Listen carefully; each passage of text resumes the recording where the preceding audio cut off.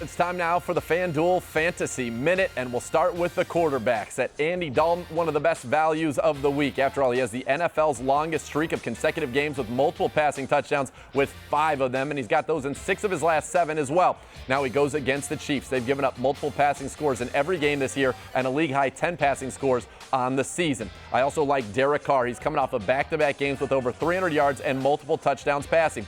Carr faces a Chicago team that's given up 8 passing touchdowns on the season, second most in the NFL. I love the way this young Oakland offense is coming together. I think Carr, Murray, and of course Amari Cooper all in for big days there. Now we're going to stay in Chicago and go with the tight end Martellus Bennett against the Raiders. No team has given up more catches, receiving yards, touchdowns, or fantasy points per game to opposing tight ends than, of course, the Oakland Raiders. And I know Bennett just had 16 yards last week.